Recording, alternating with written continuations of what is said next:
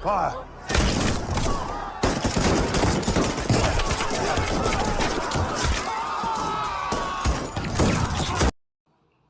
जय हिंद दोस्तों।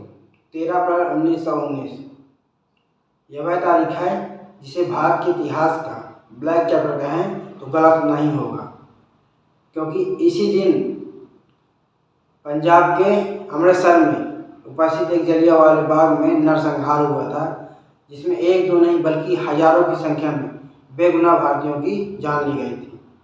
इस घटना को हम जलियांवाला बाग के हत्याकांड के नाम से जानते हैं। एक ब्रिटिश जनरल रेजिनाल्ड डायर ने अपने 90 सैनिकों के साथ इस घटना को अंजाम दिया था। लेकिन आखिर क्यों भारतीयों को ऐसे खौफनाक मंजर का सामना करना पड़ा? चलिए जानते हैं इसका पूरा इतिहास आज के इस वीडियो में। For 3 hours, the German heavy guns at 7 in the morning, the bombardment. इसकी शुरुआत होती है 18 जुलाई 1914 से, जब पूरी दुनिया में फर्स्ट वर्ल्ड वॉर की शुरुआत हो चुकी थी। उस समय भारत पूर्ण रूप से अंग्रेजों का समर्थन कर रहा था और 13 लाख भारतीय सैनिक अंग्रेजों के साथ मिलकर युद्ध कर रहे थे, जिसके कारण 43,000 भारतीय सैनिक इस युद्ध में शहीद हो गए।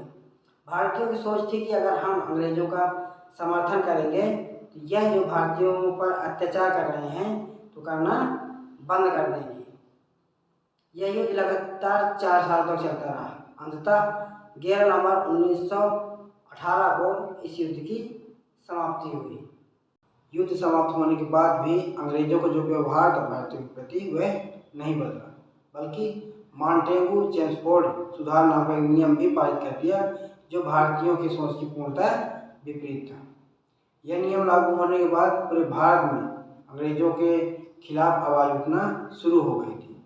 अब यहाँ से अंग्रेजों का डर स्टार्ट हो गया था, कहीं यह आवाज़ बढ़कर 1857 की क्रांति ने सामने खड़ी कर दी। इसलिए ब्रिटिश गवर्नमेंट किसी भी कीमत पर युवाओं की जो आवाज़ थी वह दबाना चाहती थी।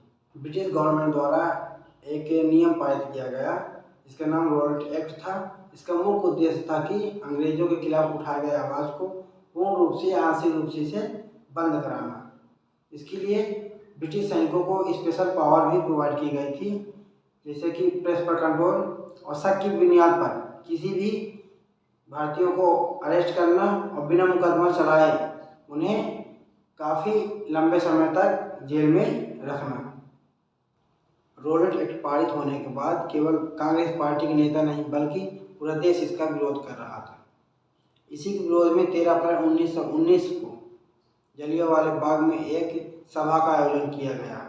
उसी दिन बैसाखी का त्यौहार था और लोग वहीं पास के गुरुद्वारे में मेला करने आए थे और वहाँ उन्हें पता चला कि जलियांवाला बाग में एक सभा का आयोजन किया गया जो कि रॉलेट एक्ट के खिलाफ है।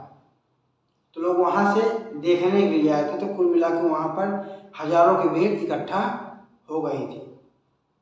उसी समय जनरल रेजिनाल्ड डायर को खबर पर लगी कि वहाँ पर सभा आयोजित की गई है, तो वह अपने 90 सैनिकों के साथ हथियार लेकर वहाँ पहुँच गया और बिना कोई इन्फॉर्मेशन के, बिना कोई इंस्ट्रक्शन दिए फायरिंग करना शुरू कर दिया।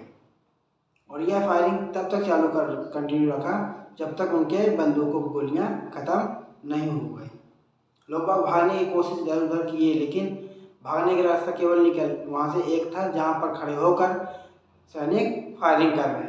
ब्रिटिश गवर्नमेंट ने केवल 379 शहीद हुए लोगों की बात को स्वीकार किया है, लेकिन असल में शहीद होने वाले व्यक्तियों का आंकड़ा इससे कहीं ज़्यादा था।